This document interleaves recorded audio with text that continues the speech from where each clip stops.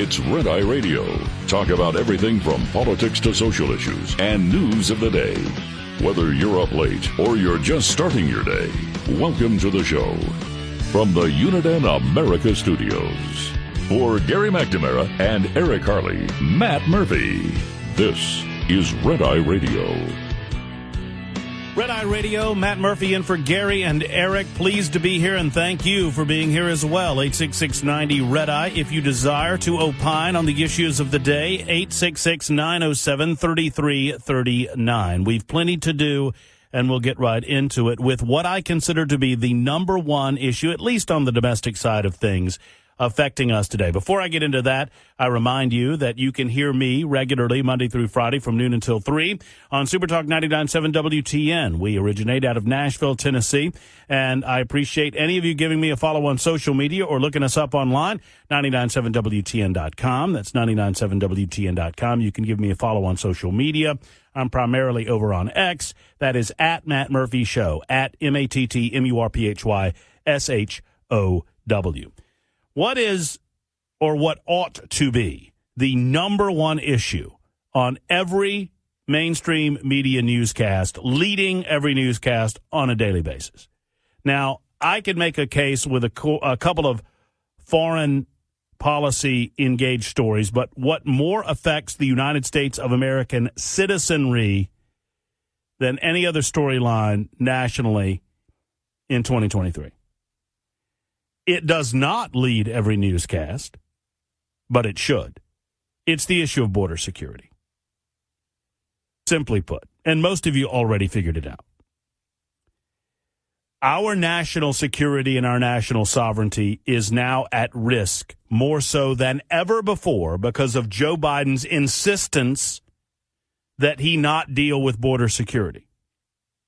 Now, what the Biden administration chooses to do is to conflate two related issues, but they're not the same thing, and that's border security and immigration policy. Listen to chief propagandist of the Biden administration, Karine Jean-Pierre, as she appears on the Today Show attempting to spin the president's policy initiative on the southern border. Where does immigration fall on President Biden's to-do list? Wow. He's thinking about a second term. Yes. He doesn't have a Congress on his side for this. Where does it fall in terms of a second term? It is a priority. We know that as it relates to the border security specifically, it is a priority for Americans. That's why, let's not forget, on day one of this president's administration, the first legislation that he put forth to Congress was on immigration reform, a comprehensive immigration reform. So it's about 3 years, and we have not seen any action on that. Right. And we want to work with Congress on that. And so right now there is, as you all have reported, there's this bipartisan, hopefully a bipartisan agreement that we will get to deal with border security because it's so important. When Congress comes back, we hope Congress takes action on that. But the president is taking this very, very seriously. Okay, so she's saying two different things there, and it's difficult to even get through because of all of the nonsense spewing out of Karine Jean-Pierre's mouth.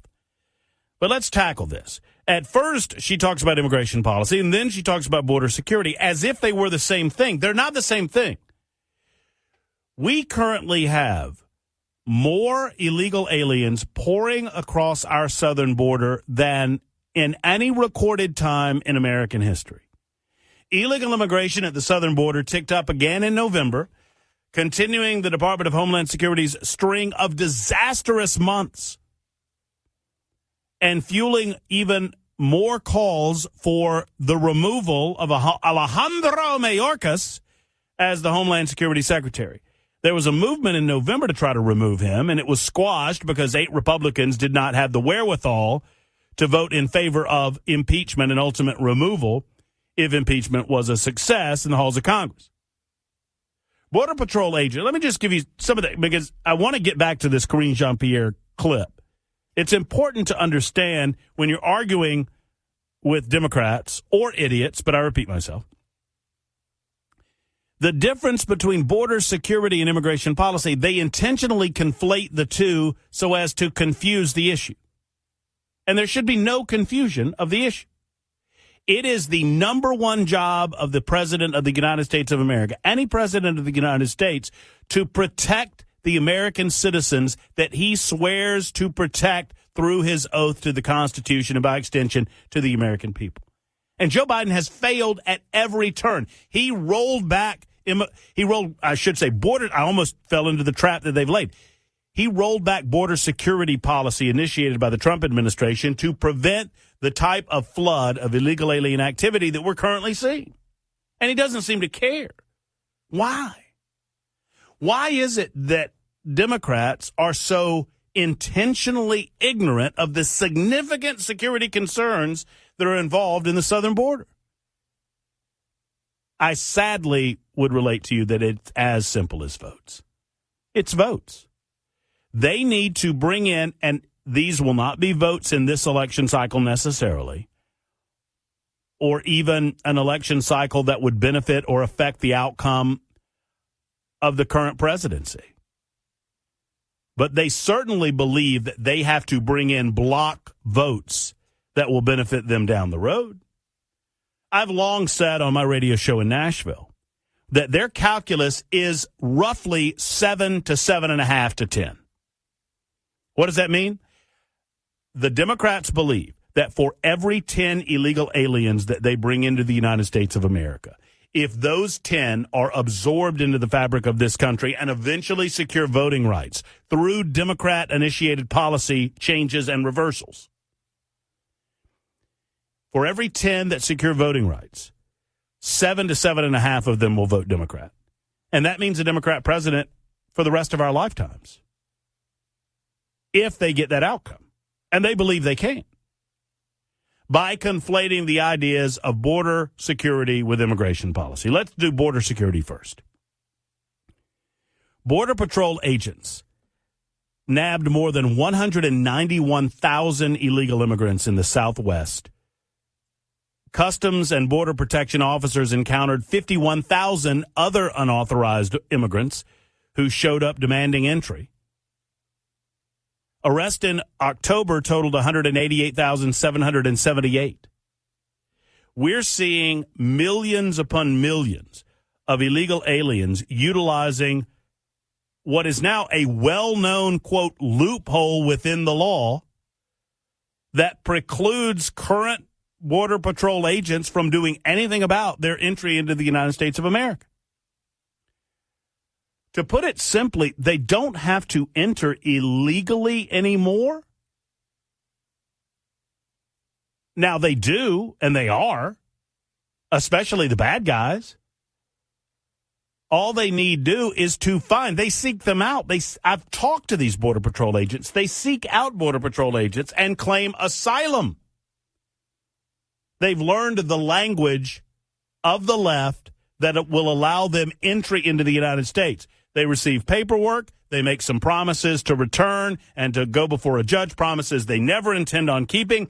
And then they are actively moved around the country to avoid the unfortunate and negative optics of seeing tens of thousands of individuals flooding the zone on the southern border.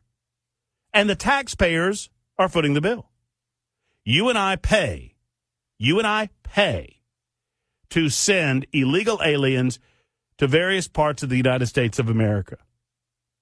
Individuals that should not be here in the first place. Now, when Karine Jean-Pierre, and by extension others within the Biden administration, Joe Biden, he doesn't know his butt from a hole in the ground, so I don't pretend that he understands the dynamics of the political policy that's being presented in his name. But that said, they intentionally confuse immigration policy and border security because they cannot defend their lack of border security. And so they lean on, well, we've been trying to change immigration policy. What does immigration policy have to do with any of this? We have to have a secure border in order to remain a sovereign nation. Otherwise, we abdicate our sovereignty. I mean, we do. If anyone is allowed in that says the word political asylum, then everyone's allowed in. And if everyone is allowed in, we cease to have any immigration policy whatsoever. So by the very nature of their lack of enforcement of our southern border, they are negating any immigration policy at all. much less any changes that they suggest they want to make. And they harp about the fact that they got Congress to authorize at least millions of dollars in border security funding, but the Republicans stopped them. That money was to go to process individuals who were coming into this country and claiming asylum. Now, maybe that's good for Democrats. Maybe it's good to win elections. It's not good for the United States of America. And everything about our immigration policy on our southern border should be about benefiting the United States first. There's nothing wrong with saying that, folks. It's not xenophobic to suggest that when it comes to immigration policy, we should first consider how it's going to benefit or negatively impact the United States. There's nothing wrong with saying that. But in liberal land, that equates to xenophobia. Suggesting that along with these workers that want to make a better life for themselves, and I'm sure there's plenty of them, there are also bad actors, to suggest that is somehow xenophobic or racist. To tell you that there are drug smugglers, real. There are human smugglers, real. There are members of Mexican drug cartels and gangs, real. There are other nationals from other foreign countries of a terrorist nature, real, coming across our southern border. To even say these things is xenophobic and racist, according to the political left. So anytime you hear an answer on the part of Karine Jean-Pierre and others with regard to where they are on the issue of immigration, it's always couched in that way. They will intentionally talk about, well, we've tried to get immigration policy changed from day one. Yeah, they want to change policies to allow more and more and more individuals to come into the country legally, which I would suggest would be bad for America as well. I'm not against a reasonable and even robust immigration policy that would allow individuals to legally come into the United States so long as it benefits our country. And so long as we put our people first before we allow others here. But none of that has anything to do with the porous nature of the southern border. Something that Republicans now say will come back in the form of an impeachment process against Alejandro Mayorkas. And not a moment too soon. Overdue, as a matter of fact. 866-90-RED-EYE, 866-90-RED-EYE. It's Matt Murphy in for Gary and Eric on Red Eye Radio. This morning's USDA Farm Report is brought to you by Howes Products. Tested, trusted, guaranteed since 1920. The National Oceanic and Atmospheric Administration says El Nino will be the predominant weather pattern this winter, meaning warm, dry conditions in the nation's northern tier and cloudy and wet in the southern half of the country. What might this look and feel like? USDA meteorologist Brad Rippey says an indication can be found in the last time El Nino was fully established in the winter season. Going all the way back to 2018-19. He adds there was a near nationwide wet pattern going into the spring of 2019. We dipped to a record low drought coverage, just over 2% of the country in drought in the spring of 2019. And we also saw extensive flooding in all three of the major river basins, the Mississippi, the Ohio, and the Missouri. One difference between this coming winter and the winter of 5 years ago, more drought area is noted going into the 2023-24 winter season. I'm Ron Bain reporting for the U.S. Department of Agriculture in Washington, D.C. This report brought to you by Cenex Fuels and Lubes. Lines open for your calls. 866-90-RED-EYE on Red Eye Radio.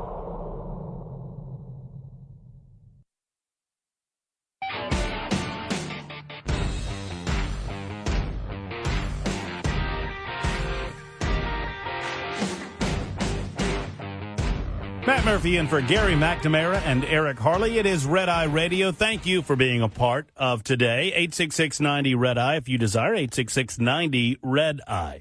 Well, never you fear about the state of American affairs domestically.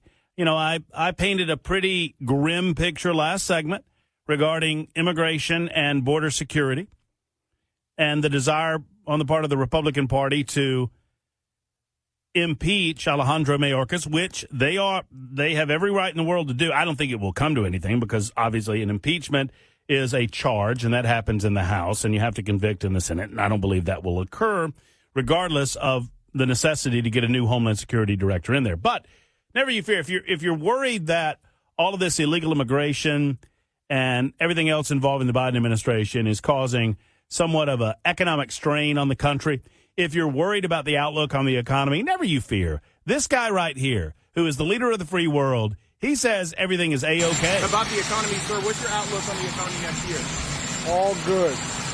Take a look. Start reporting it the right way. You hear what he said there? I'll play it for you again. I know it was difficult to hear because Marine One is in the background. Joe taking a few questions before he goes off to another, 3, 4, 8, 10, 12-day vacation, whatever it is. Been on vacation, in my opinion, since 2021, January, I've said same. But no, Joe says, and answering the question, what's your outlook on the economy? It's on. About the economy, sir, what's your outlook on the economy What's next it? year? 2020. All good. Take a look. Start reporting it the right way. So his answer is to demand of the mainstream media that they stop telling you the truth and start reporting it not the truthful way, the right way. In Joe Biden's opinion, the right way is to lie to the American people. But one of the things the Democrats have not been able to do is lie their way into making the American people believe that when they walk into the grocery store, they're paying less than they did 3 or 4 years ago. When they walk into onto a lot to buy an automobile, that they're paying as much or less than they were 3 or 4 years ago. When they buy anything of any value, I mean, almost everything of value is up in price thanks to Joe Biden and his inflationary policies that led to where we are economically today. And they tried to, believe it or not, and it was disastrous. Any reasonable media would note it so. And I think history will make this point. It was an absolute political disaster to try to own this economy. And they tried to do that. Did you notice? Bidenomics, anyone? So they recognized that it was a politically untenable situation to suggest that all of this in 2023 is the fault, and into 2024 is the fault of Donald Trump. We know better. They can't continue to blame the Trump years for what's happening in 2023. And they can't continue to blame COVID. Nobody wants to hear it anymore. So instead of trying to figure out where their policies have gone so wrong, they decided to just lie their way out of it. And that, in and of itself, invented the concept of Bidenomics. I'm telling you, all of this happened in some political boardroom. I can envision it as if I were there. And there's some guy in the corner named Smoot, and he's a bureaucratic underling trying to make a name for himself.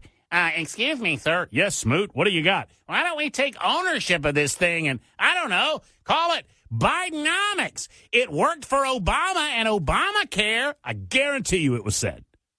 I guarantee you. Well, they were calling it Obamacare, and they were trying to make it a negative. And this economy is negative, so if we call it Bidenomics and say that it's positive, maybe people will think it's a positive thing. Here's a big difference. It didn't work. It didn't work because we go to the grocery store. We see how much things cost. We see what our savings accounts look like. We look at our 401ks. We see how much less they are valued than they were, 2, 3, 4 years ago. We understand the disastrous impact of Democrat policies on American energy sectors and on other manufacturing sectors. We understand that we're paying more. You can't lie your way out of that to the American people, try as they might. And so they have given up politically on Bidenomics because it was never a thing to begin with, unless you're referring to the disastrous economic policies of the Biden administration. This is Matt Murphy on Red Eye Radio.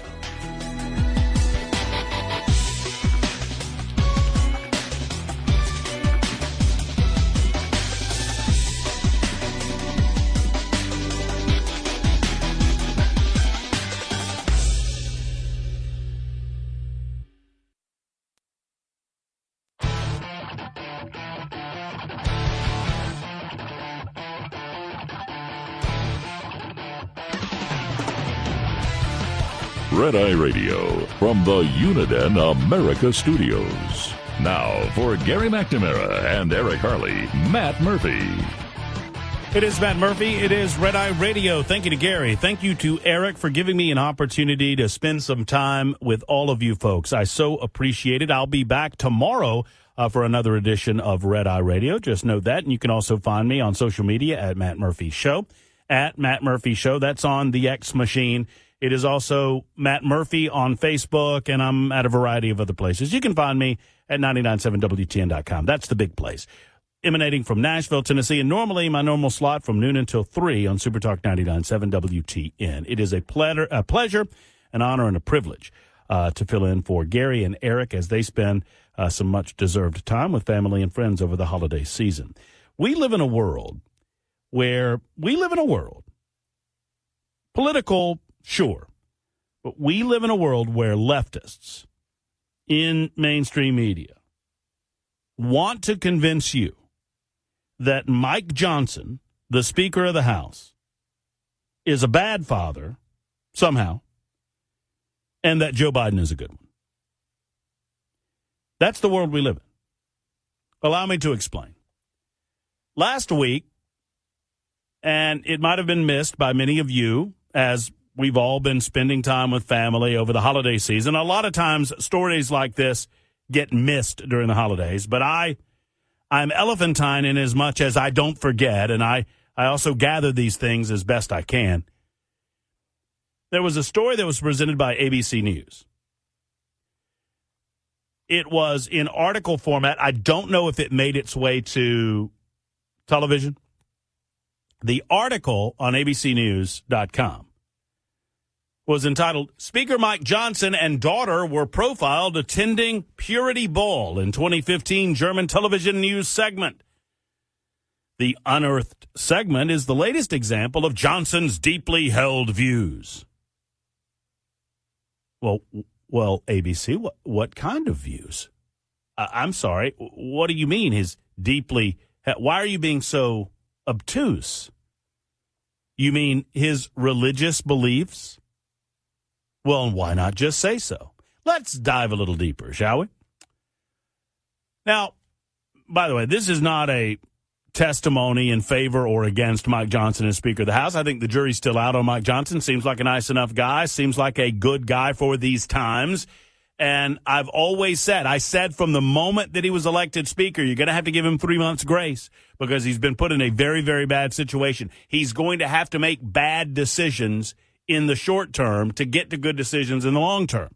To wit, he allowed this National Defense Authorization Act to move through the House of Representatives, something that I think is awful for the United States, not because I don't support our military, because I believe one of the greatest threats that this country faces is our $34 trillion in debt. But I digress. Back to the article. Years before Mike Johnson would ascend to number 2 in the presidential line of succession, a German television news outlet profiled the future Speaker of the House and his then teenage daughter. This looks like a wedding. Well, I guess I should speak in a German accent because it was a German report. This looks like the wedding, a news reporter says in German, in a 2015 television news segment that was unearthed by ABC News. Boy, oh boy, they're doing God's work over there, aren't they? Sleuthing and diving deep to try to do a hit piece on Mike Johnson. And by the way, that's what this was about. This was an effort to do a hit piece on the new Speaker of the House, and this is what they came up with. Just wait for it. You won't believe it. This looks like a wedding, the news reporter says in German, but they are not bride and groom. They are father and daughter, referring to Johnson and his then 13-year-old daughter, Hannah. The German news segment documented Johnson and his family preparing for and then attending a Purity Ball. And now I'm reading from ABC News, so understand this is not Matt Murphy talking. This is ABC News talking. A Purity Ball, a controversial formal dance event popular among some Christian conservatives that gained notoriety in the early 2000s. At a typical event, fathers and emphasis mine. At a typical event, fathers and their teenage daughters dress in formal ball attire for a night that involves dinner and dancing and culminates with the daughter signing a pledge to her father to abstain from dating and remain sexually abstinent until marriage. The news segment examines purity balls and the general purity movement amongst conservative Christians through the lens of the Johnson family. It features clips of Johnson and his daughter at the ball with numerous other father-daughter pairs and shows Johnson's daughter vowing to him to live a life of purity, as well as signing a pledge. The article then goes on to say that Johnson, his wife Kelly, and his daughter participated in interviews for the segment. The news segment also featured interviews with Johnson's daughter, who's now in her 20s, and shows her at the purity ball pledging to her father to make a commitment to God, myself, and my family, my friends, my future husband, and my future children. Lifetime of purity, including sexual purity. Now, why do I bring all of this up? The mainstream media is anti-wholesome values, it seems. And they want us to live in a world where they tell you that somehow the insinuation is that Mike Johnson is a bad or at very least weird father, and that Joe Biden is a perfectly acceptable father figure. I mean, after all, he did such a great job with Hunter, didn't he? I mean, Hunter turned out great. Hookers and cocaine and the like. For the love, what is wrong with the mainstream left? That they would vilify a father for wanting these things for his daughter. That they would turn Mike Johnson somehow into a weirdo for formalizing an agreement with his daughter that she will do her best to live a life of virtue and protect those things that are virtuous in her life, like her virginity. What's so wrong with that? Meanwhile, the same ABC News that, they don't say it, but they insinuate that there's something, well, they call it controversial. What's so controversial about being a Christian? That's what they're discussing. They're discussing an openly Christian lifestyle in which we have certain expectations of our family members, and that we express those expectations publicly without shame, with dignity and respect for our values and our core beliefs. And they somehow turn that into controversial on the part of ABC News. This same organization that normalizes the behavior of someone like Hunter Biden by excusing it all. Well, he was addicted to drugs. Well, so that just gives him carte blanche? You see the different ways that the mainstream media presents two very, very different stories? On the one hand, nothing that Hunter Biden ever does is his fault, because after all, he was under the influence of drugs and alcohol. He was an addict. He was powerless and had succumbed to the addiction itself.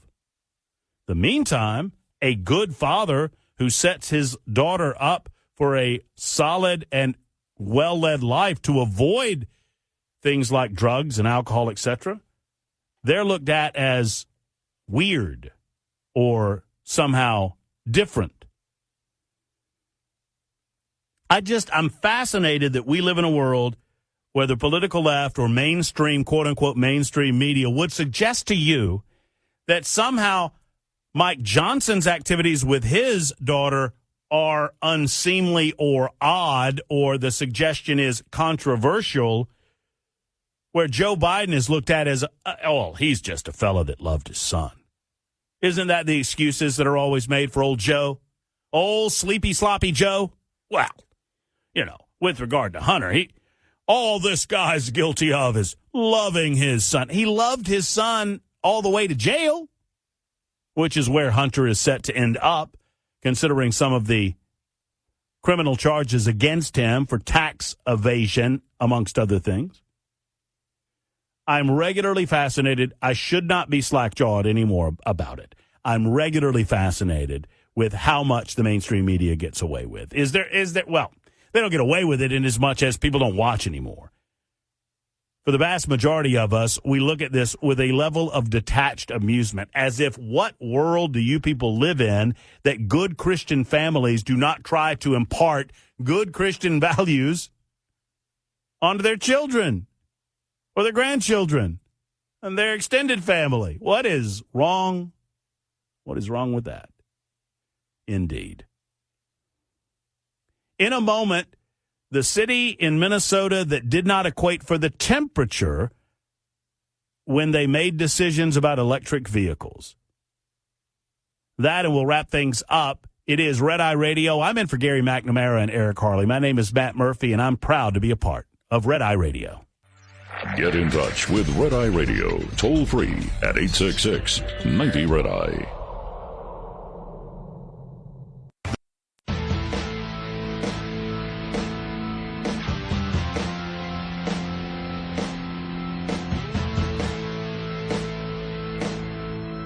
All across America, it is Red Eye Radio. Matt Murphy in for Gary McNamara and Eric Harley. They're taking some time off to be with family and friends over the holiday season. Much deserved. They'll be back for you in 2024. I am pleased to be with you tonight. I'm pleased to be with you this morning, and I'm pleased to be with you tomorrow as well. So please join us whatever amount of time you're able to give us. We're certainly appreciative of that. Before we go, a couple of stories that you need to know might leave us on a slightly lighter note. Lindsey Graham has now said, now I don't always agree with Lindsey Graham and what he has to say about things, but I think he's more right than wrong. Republican from South Carolina, of course. He has now said that he would introduce legislation, which I think is wholly unnecessary, to withhold federal funding from any city or state government that forces Chick-fil-A to stay open on Sunday. Now, you might be thinking, if you've not heard the story, why is Lindsey Graham so worried about this? What government installation would possibly be considering forcing Chick-fil-A, an organization that is run by a Christian family, the Cathy family, and they give a day for individuals to spend with family and friends, religious or otherwise. That's Sunday, a traditional day of rest. What political platform would possibly be trying to get into the business of Chick-fil-A? Well, a bill filed last week in the New York State Assembly is attempting to require some Chick-fil-A locations to operate every weekday, despite their longstanding policy to keep their restaurants closed on Sunday for religious reasons. Graham said, if this goes forward, this was on X, the X machine, if this goes forward, I will be introducing legislation to withhold federal funding from any city or state that requires Chick-fil-A to open on Sunday. It is ridiculous on its face to suggest that it is a government's responsibility to demand that a business be open any day, Sunday or otherwise. And then we leave you with this. The city of Minnesota wanted to demonstrate its shift toward clean energy in public transportation. And so the Duluth, Minnesota technicians and city officials installed diesel power heaters on electric buses as the city's electric fleet struggled to perform. In other words, they transferred over to a completely electric fleet of city buses. 550 buses in total in Minnesota. Those vehicles were promised a 150-mile range on a battery charge. Those vehicles did not perform at that level promised by the manufacturers of the vehicles. As a matter of fact, no one seemed to take into account the cold weather with regard to how long those electric batteries would operate. And they're only operating at about half power. The buses in Duluth, Minnesota struggled to make it up steep hills and struggled to keep riders warm in winter. Technicians installed diesel-powered heaters on the buses in order to keep people warm and increase the battery capacity so they could handle the steep hills and sub-zero temperatures, which degrade performance of electric vehicles. In the Twin Cities, the Transit Department received a $1.7 million federal grant for 8 more electric buses. The Twin City buses were supposed to go 150 miles on a single charge, but the actual range was closer to 75 because no one thought to take into account the fact that they were operating for most of their life in temperatures below the normal testing capacity of the electric batteries. In other words, the colder it gets, the shorter lifespan the battery has, but they didn't take that into account when they bought the electric vehicles. I'm not against electric vehicles, but I am against government mandates that force some of these electric vehicles, and you should be too. I so enjoy our time together on Red Eye Radio. Please check me out on social media if you have an opportunity to do so. At Matt Murphy Show. That's at Matt Murphy Show. You can also find out more about my show, regular Monday through Friday show from noon until 3 on 997WTN.com, 997WTN.com. For Gary McNamara and Eric Harley, it's Matt Murphy. This is Red Eye Radio.